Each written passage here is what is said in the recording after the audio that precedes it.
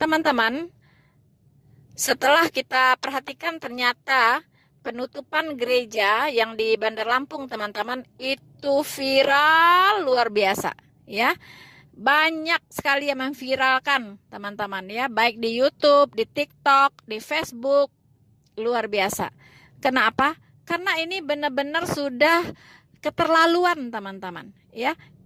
Kalau kita buka di Google, tulis saja, ya, penutupan gereja, banyak banget, banyak banget, teman-teman, ya, di berbagai tempat. Kalau kita perhatikan, kejadian ini sudah berlangsung sejak lama, teman-teman, dan sudah berulang-ulang kali terjadi lagi, teman-teman. Dan terjadinya bukan cuma di satu tempat, di dua tempat, tetapi di banyak tempat, teman-teman. Di berbagai tempat terjadi yang namanya penutupan gereja, terjadi yang namanya pembubaran orang-orang beribadah. Teman-teman, saya mendengar statement dari Menteri Agama kita, Gus Yakut, ya.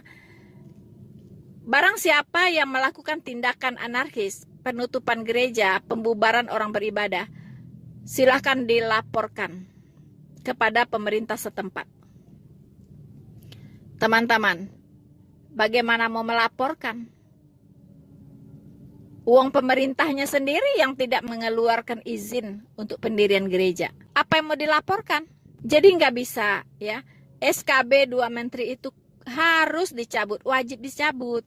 Mengapa? Karena pelaku-pelaku ini punya dasar hukum untuk membubarkan orang beribadah. Pegangan mereka ya SKB 2 menteri itu, begitu. Kalau SKB 2 menteri itu dicabut, itu mereka sudah tidak punya alasan untuk membubarkan orang beribadah. Kenapa saya bilang itu harus dicabut? Selalu saya suarakan, teman-teman, harus dicabut, ya. Karena itu tidak diberlakukan secara adil. Itu hanya diberlakukan untuk pendirian rumah ibadah yang berupa gereja. Sementara untuk pendirian rumah ibadah yang lain, musola, masjid, itu tidak diberlakukan. Di situ persoalannya. Begitu. Dan kalau berharap umat Kristen memperlakukan umat Islam dengan hal yang sama, menutupin masjid, menutupin musola, itu kan impossible, tidak mungkin. Tidak mungkin mereka akan melakukan itu. Tidak mungkin melakukan hal yang sama.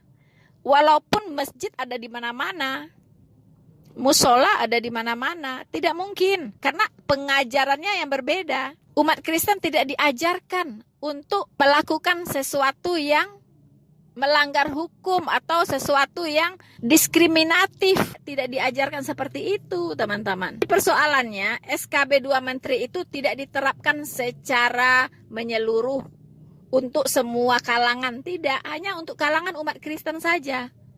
Kalau tidak percaya, silakan Menteri Agama, ya, untuk melakukan survei atau sidak, ya.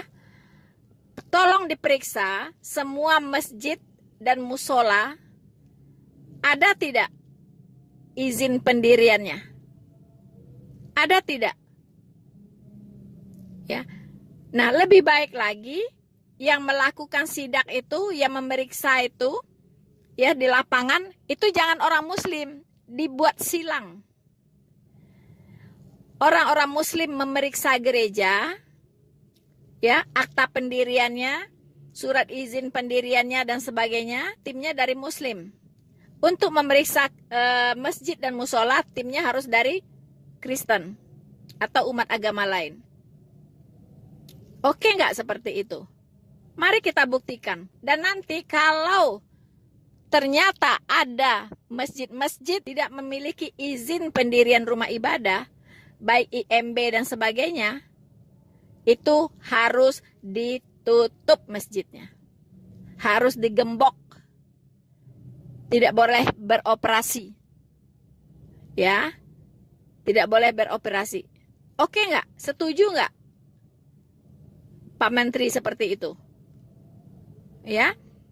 Silahkan begitu. Kalau masih memang mau diterapkan, masih mau dipakai SKB 2 Menteri itu, silahkan dipakai secara menyeluruh. Rumah-rumah ibadah yang lain pun itu harus diperiksa izin pendiriannya, izin operasinya, harus diperiksa. Begitu. Silakan. Nah, kemudian saya mendengar lagi ada komentar seperti ini. Masalahnya bukan di SKB 2 menterinya, tapi di pengajaran-pengajarannya. Bukan seperti itu, bukan. Saya katakan SKB 2 menteri itu adalah biang keroknya. Karena itu adalah pegangan mereka, SKB 2 menteri itu. Mereka punya alasan untuk membubarkan gereja, untuk membubarkan orang beribadah. Mereka punya pegangan, landasan hukum. Jadi kalau landasannya itu dicabut, itu selesai begitu. Kalau masih mereka membubar-bubarkan orang beribadah, itu sudah jatuh ke kriminal. Melakukan kriminalisasi. Itu bisa dipenjarakan. Ya, itu sudah tindakan kriminal. Begitu. Tapi kalau sekarang kan mereka kembali larinya ke izin. Ya kan? Lari-lari kembalinya tidak ada izin atau penyelewengan peruntukan gedung. Begitu kan? Itu alasannya. Pasti itu. Setiap ibadah yang dibubarkan, itu alasannya adalah tidak ada izin. Nah, tapi bagaimana bisa ada izin? Orang izinnya tidak dikeluarkan, izinnya nggak mereka berikan, sampai kiamat pun bakal tidak ada izin gitu. Kan sudah dibilang, ada ustadz kondang yang menyeru-nyerukan kepala daerah untuk tidak memberikan izin pendirian rumah ibadah agama lain, termasuk gereja. Kan ustadz kondang itu yang mengatakan itu, Pak. Ya, dan itulah yang mereka takuti kepala daerah ini, yaitu bakal membuat dosa jariah kalau memberikan izin pendirian rumah ibadah agama lain. Itu persoalannya. Jadi apa maunya sekarang? Maunya gimana gitu? Semua gereja itu pasti ingin memiliki izin, ingin memiliki legalitas yang jelas. Tetapi kan tidak dikeluarkan. Kemudian persyaratannya juga sangat sulit. Sudah dapat persyaratan, izinnya nggak turun-turun. Seperti yang dilakukan oleh Wawan yang di Lampung itu. Katanya apa? Gereja Kemah Daud itu sudah mengatakan bahwa mereka sudah memiliki tanda tangan yang dibutuhkan untuk izin pendirian gereja. Sudah. Lalu RT berganti. RT barunya yang Wawan ini, itu tidak lagi menganggap bahwa izin yang sudah ada itu berlaku gitu. Katanya harus dibuat ulang, ganti presiden, lalu undang-undang diganti semua. Begitu. Alangkah bodohnya Wawan ini. Goblok sekali Wawan ini. Ganti pemimpin, ganti peraturan gitu. Itulah bodohnya. Ya. Itu gereja Kemah Daud itu sudah memiliki syarat. Wawan ini mengatakan itu sudah nggak berlaku, harus dibikin baru lagi. Karena dulu RT-nya berbeda katanya. Seenak udelnya saja gitu, ngeyel. Bilang aja memang kamu nggak ingin ada gereja di situ berdiri. Ya kan? Gayanya coba petantang-petenteng kayak preman pasar. Langsung masuk ke gereja, suruh orang berhenti ibadah. Itu preman pasar yang kayak gitu. Emang kamu siapa?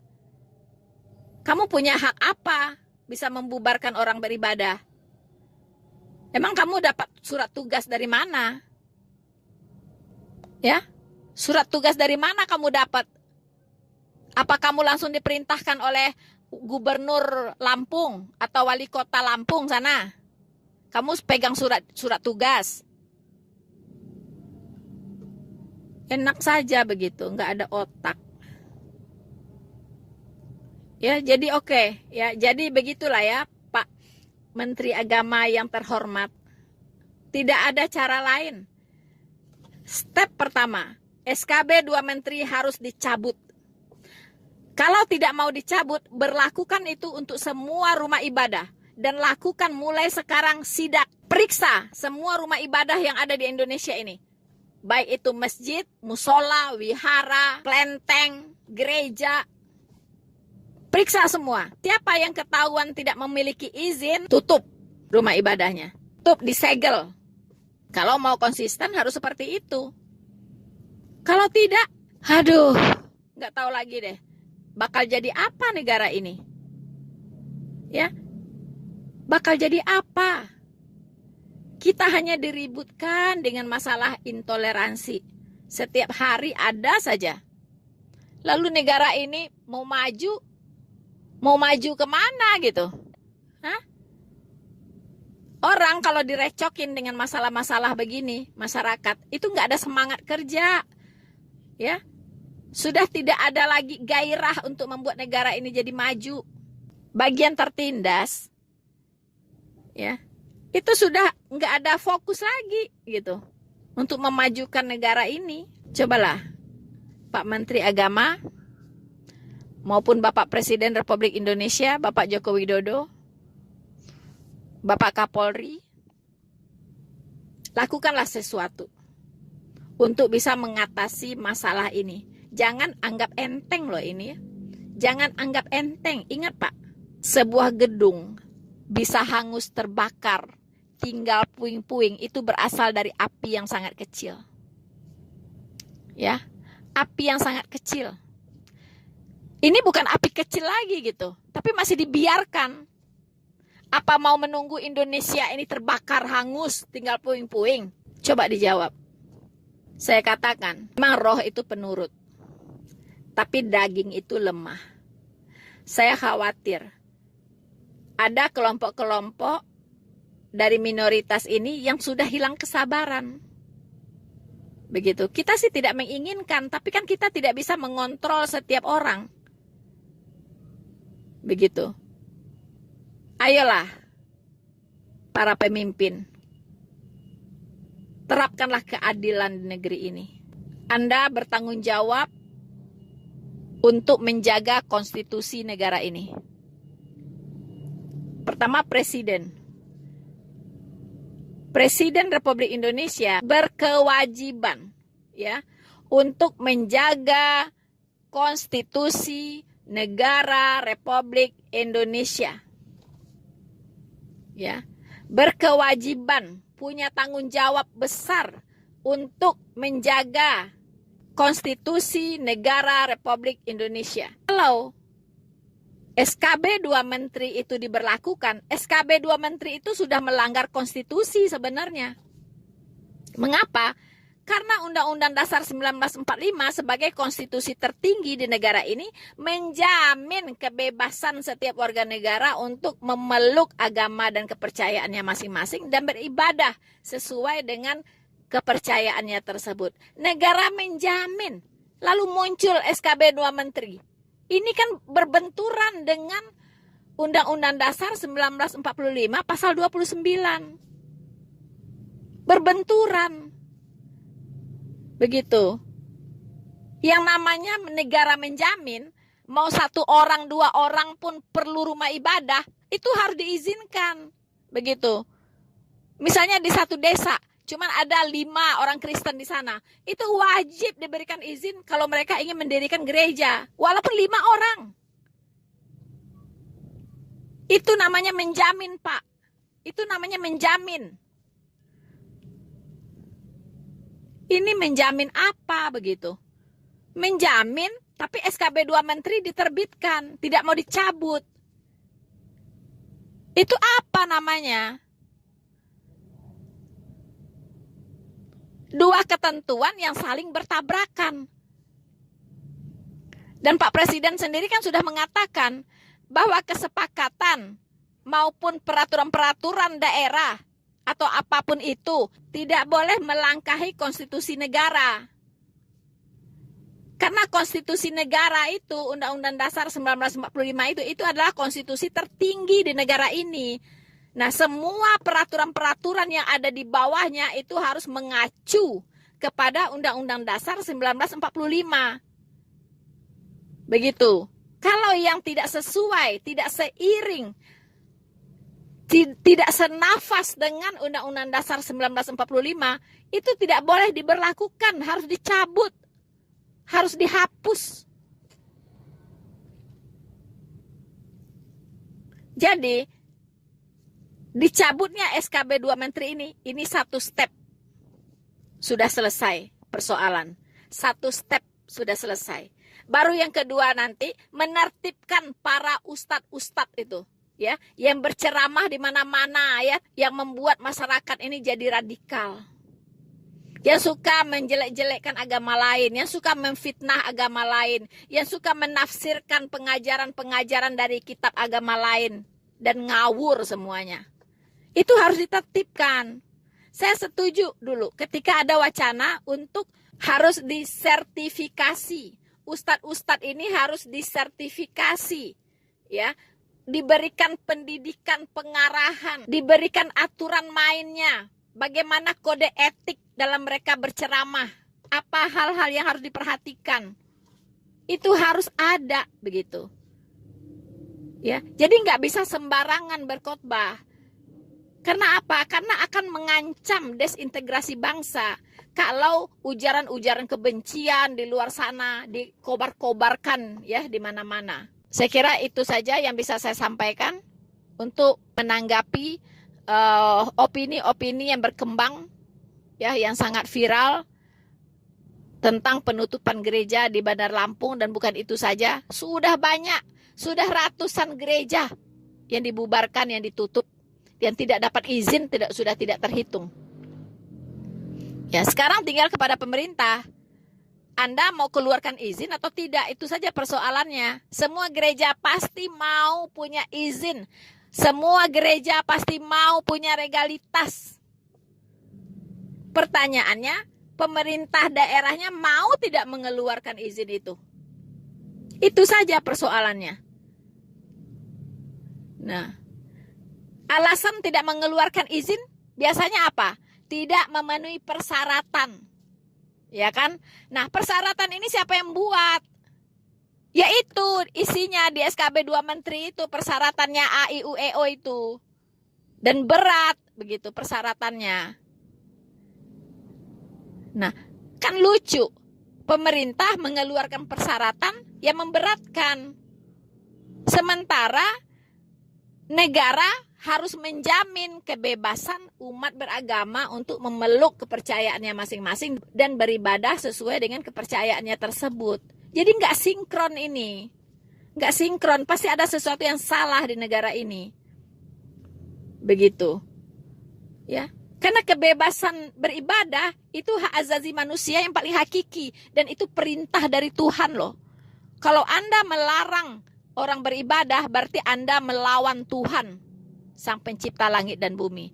Dan tentunya Anda yang mempersekusi orang-orang yang sedang beribadah, Anda berhadapan langsung dengan Tuhan. Kalau Tuhan yang sudah turun tangan, mengerikan. Mengerikan. Ya. Mengerikan, teman-teman. Jadi please, mari pihak pemerintah, pihak masyarakat, dan siapapun Anda, mari berpikir waras. Ya. Mari berpikir waras. Bahwa jika Anda menghalang-halangi orang beribadah, Anda berhadapan dengan Tuhan Yesus. Itu saya katakan, ya. Anda berhadapan langsung dengan Tuhan Yesus. Kalau tidak di dunia ini, di akhirat nanti Anda pasti membayar kwitansi. Percaya saya. Bersama saya, Noverina Solihin, Tuhan Yesus memberkati kita semua. Maranatha.